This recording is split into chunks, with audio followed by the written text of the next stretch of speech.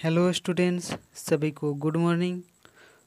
आज हम लोग देखने वाले हैं क्लास 9th के इतिहास का पहले चैप्टर, जो कि बहुत ही इंटरेस्टिंग चैप्टर होने वाला है।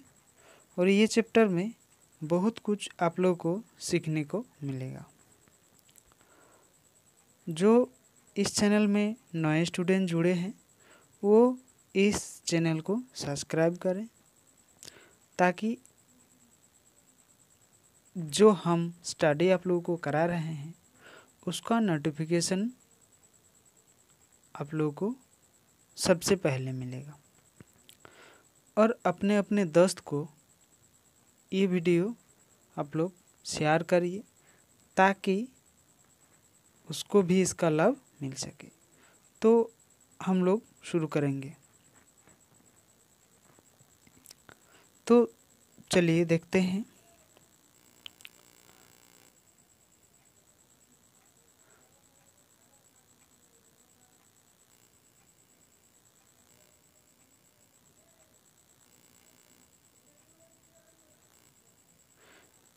चलिए देखते हैं।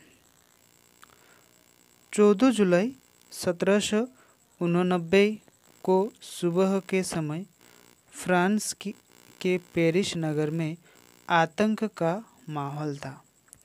ये इतिहास है, ठीक है। तो आप लोगों को अच्छे से ये समझना है, ठीक है। अच्छे से इसको समझना है। तो क्या है, देखिए 14 जुलाई 1789 के सुबह में क्या था, फ्रांसीसी के पेरिस नगर में आतंक का माहौल था। आतंक मतलब आप सभी समझते हैं। आतंक मतलब पूर्व कोलाहल जैसे एक वातावरण तैयार हो जाना, ठीक है। मतलब अफरा तफरी मच जाना, इसी को हम लोग कहेंगे आतंक, ठीक। अभी हम लोग देखेंगे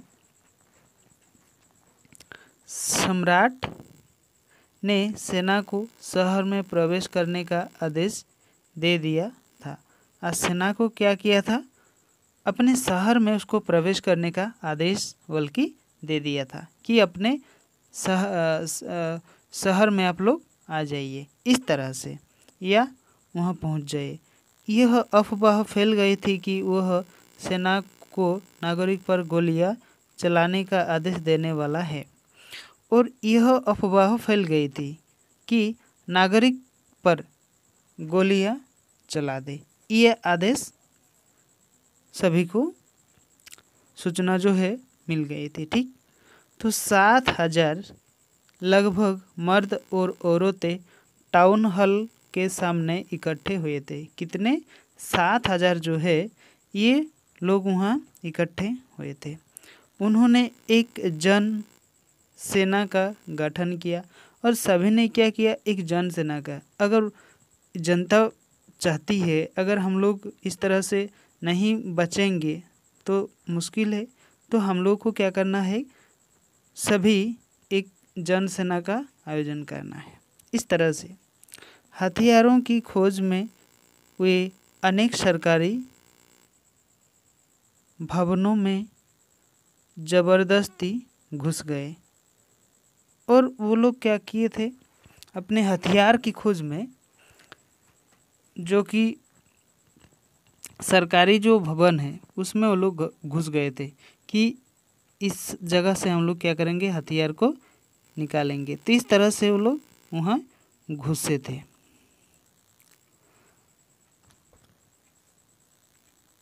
अंत में क्या हुआ, देखिए। अंत में हजारों लोग एक समूह के रूप में पेरिस नगर के पूर्वी भाग की ओर चल पड़े। और उसके बाद हजारों संख्या में वो लोग क्या किए थे, पेरिस नगर में वो लोग घुस गए थे, ठीक है। और बास्तिल किले की जेल को तोड़ दिया। और वहाँ एक किला था। किला का मतलब आप लोग समझ सकते हो कि किला का मतलब होता है कि ऊंचे घेरा वाला भवन जिसको कहा जाता है, क्योंकि वहाँ पर भारी मात्रा में गोला बारूद मिलने की संभावना थी। तो उस किले में ये सभी नागरिकों को पता था कि वहाँ बहुत सारा चीज़ हम लोग को मिलने वाला है, तो ये सरकार का है, तो चलो हम लोग क्या करेंगे, वहाँ घुसेंगे और वहाँ से जितना सारा कुछ है ये हम लोग वहाँ से निकाल लेंगे। इस तरह से सभी नागरिक क्या हुआ, चल पड़े। हथियारों पर कब्जा करने की इस सशस्त्र लड़ाई में बास्तिल का कमांड मारा गया। और इसमें लड़ाई में क्या किया, एक जो कमांडो था तो वो मारा गया और जेल में बंदी 7 कैदियों को छुड़ा दिया गया। और बंदी 7 कैदी थे उसको भी क्या किया गया, छुड़ा दिया गया। सम्राट की निरंकुश शक्तियों का प्रतीक होने के कारण यह बस्ती के किले से घृणा करते थे। और यह निरंकुश मतलब जिस पर हम लोग आरोप नहीं लगाते हैं वही होता है निरंकुश। ठीक है, अंकुश का मतलब अंकुश लगाना जैसे हो गया, तो उसमें हम लोग क्या समझते हैं, उस पर कोई आरोप प्रत्यारोप लगाते हैं वही होता है अंकुश। ठीक है, इसलिए किले को ढहा दिया गया और उसके अवशेष को बाजार में उन लोगों को बेच दिया गया जो उसे ध्वस्त को वो लोग क्या किए थे, ध्वस्त को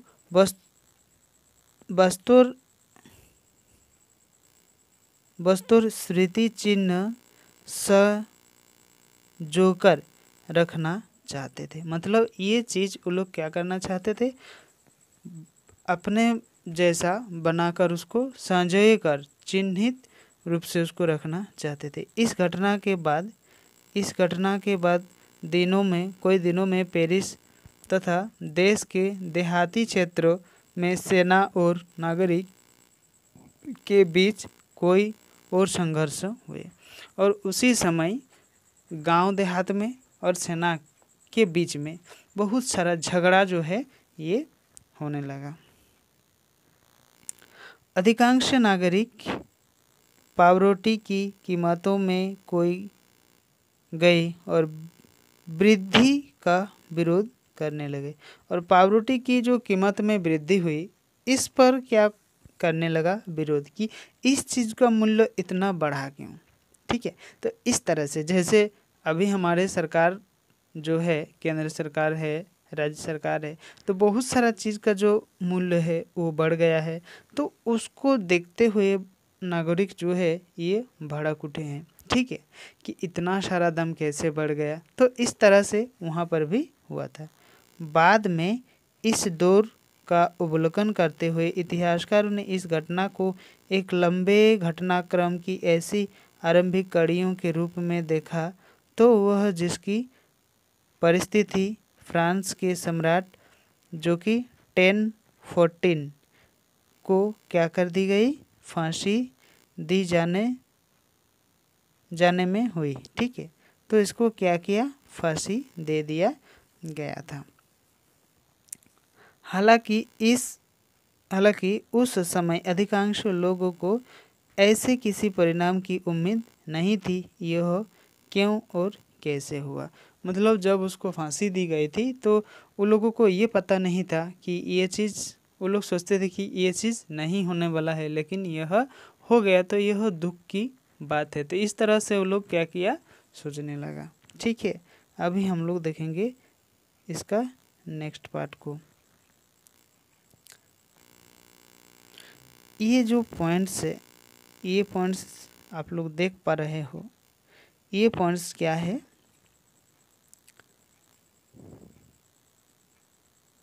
ये पॉइंट्स है कि 18वीं सदी के उत्तरार्ध में फ्रांसीसी समाज। ठीक है, तो 18वीं सदी यानी कि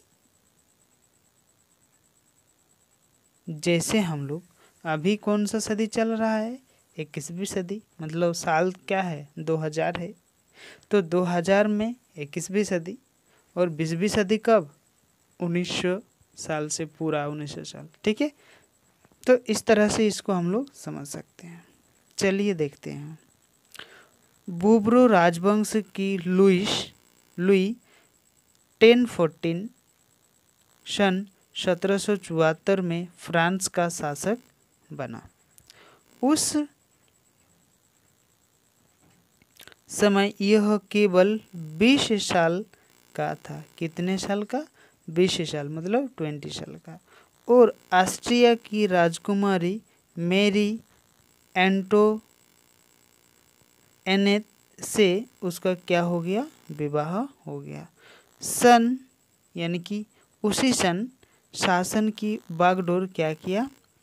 बागडोर संभालते ही उसके राजकोष खाली हो गया। जब उसने अपना हाथ में ये चीज़ ले लिया तो उसका जो व्यवस्था था, ये व्यवस्था में काफ़ी गिरावट आई और ये राजकोष जो है वो, मतलब आर्थिक स्थिति जिसको हम लोग कहेंगे, ये उसका खाली हो गया। मतलब इसने संभाल नहीं पाया, समझ नहीं पाया कि किस तरह से हम लोग इसको कंट्रोल करेंगे, तो इसीलिए या इसी चलते उसका राजकोष खाली हो गया।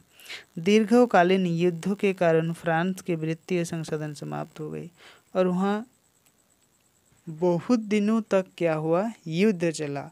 जब बहुत दिनों तक युद्ध चलेंगे तो कोई आर्थिक स्थिति सुधारने वाला कार्य नहीं होगा, तो इसी चलते भी उस जगह में ये चीज़ खाली हो गई।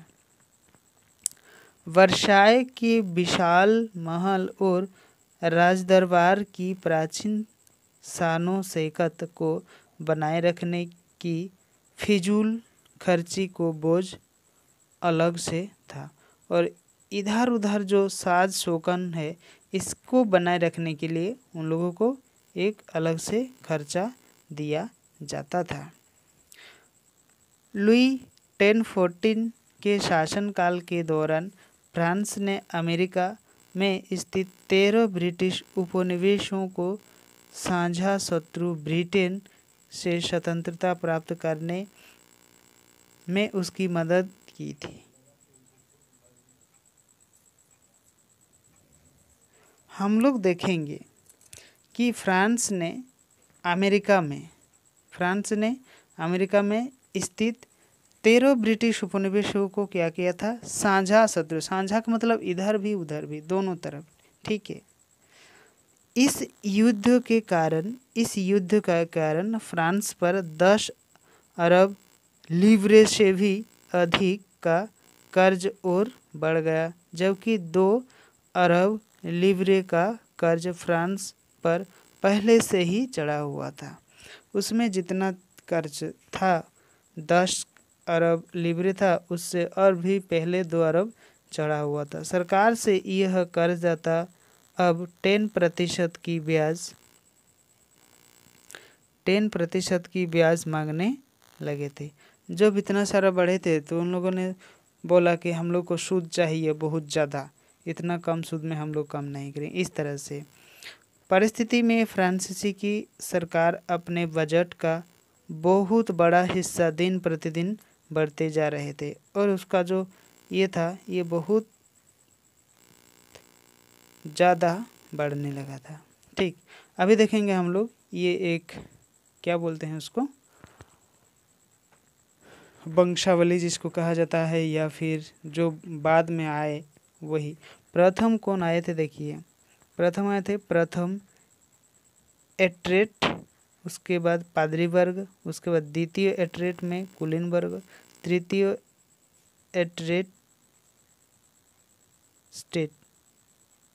स्टेट में आया था बड़े व्यवसायी, वकील, व्यवसायी और अदालती कर्मचारी आदि। उसके बाद आए थे किसान और कारीगर, उसके बाद छोटे किसान, भूमिहीन और मजदूर, लास्ट में वो लोग आए थे। अभी हम लोग देखेंगे इसका।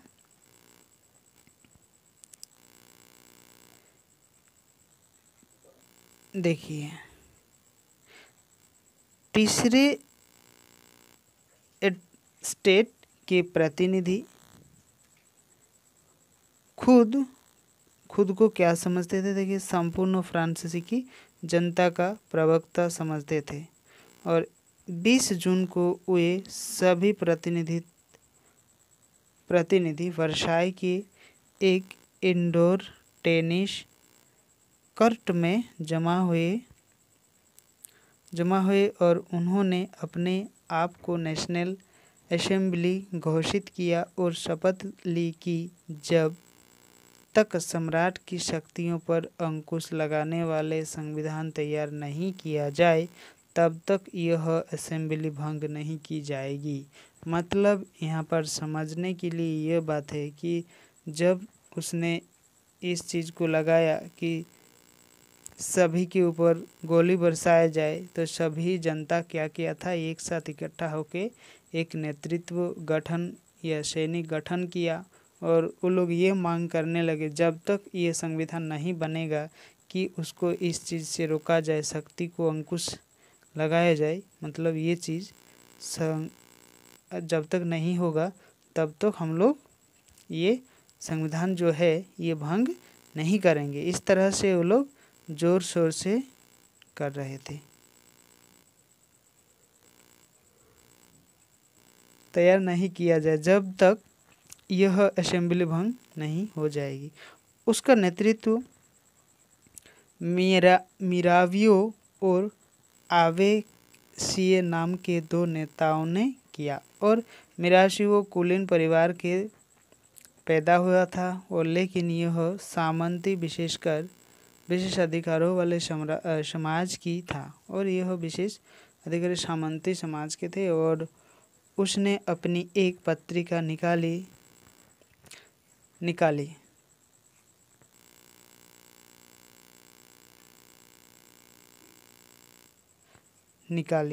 और निकालने के बाद क्या हुआ, उसके निकालने के बाद वह सामंती अधिकारी समाज को समाप्ति को आवश्यक मानता था और वह अपने की स्थिति को समाज जो निकाली और बरसाए एकत्रित भीड़ और सक्षम अनेक जोरदार भाषण वहाँ पर दिए थे। आबे से वो लोग क्या करते थे, सीए एक पादरी था और ये लोग क्या था, एक पादरी वर्ग के थे और उसे तीसरा स्टेट क्या था, वह शीर्षक से एक अत्यंत प्रभावशाली प्रचार पुस्तिका पेम्पलेट लिखी, जिसमें सब कुछ चीज़ हम लोग सबमिट कर सकते हैं। ये चीज़ को वहाँ पर लिखा गया था। एक महत्वपूर्ण चीज़ हम लोग यहाँ देख सकते हैं, यहाँ पर जो आप लोग वहाँ पढ़े वही चीज़ को यहाँ दिया हुआ है, एक बार पढ़ देते हैं। कुछ महत्वपूर्ण तिथियाँ, क्या है तिथियाँ, इसको हम लोग देखेंगे, इस चीज़ को देखेंगे क्या है तिथियाँ।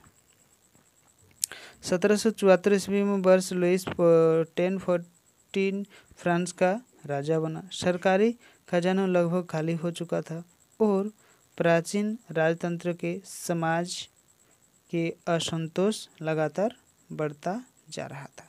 ये एक समस्या था। जब उसको हम लोग देखेंगे 1789 स्टेट्स जनरल की नियुक्ति और तृतीय स्टेट में उसे असेंबली की स्थापना, बास्तिल पर हमला और देहाती किसानों का विद्रोह भी यह उसी साल हुआ था। अभी देखिए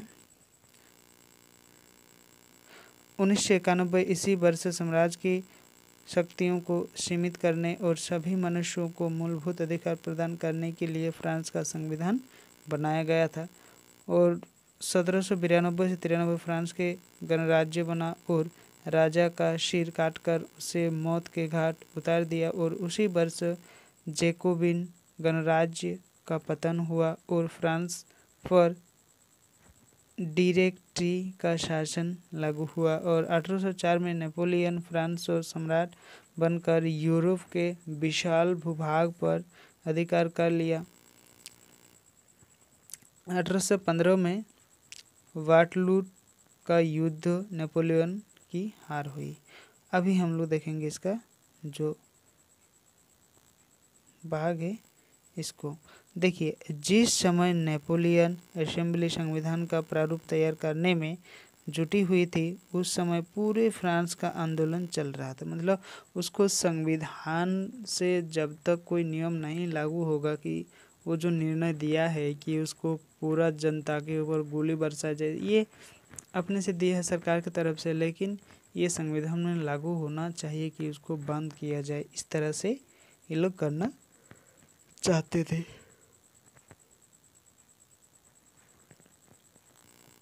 अधिक ठंड पड़ने के कारण फसल जो है खराब हो गई थी और पावरोटी की कीमतें आसमान में, जिसको हम लोग कहेंगे, छू रही थी, यानी बहुत दाम बढ़ गया था।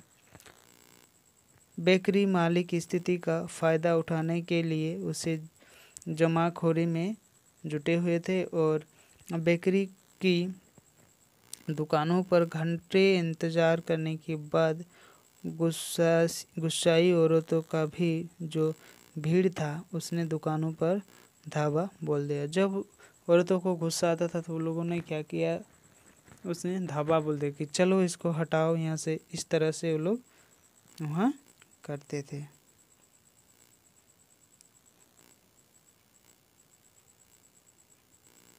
अभी देखिए,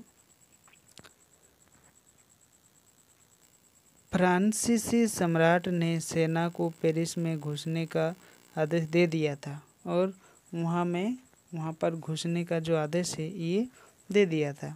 तो क्रुद्ध भीड़ ने 16 जुलाई को बास्तिल की जेल पर हमला करके उसे नेस्तनाबूद कर दिया। वहाँ जेल पर जनता ने पूरा हमला किया और हमला करने के बाद उस सेना को क्या कर दिया, नेस्तनाबूद कर दिया, मतलब तहस नहस कर दिया।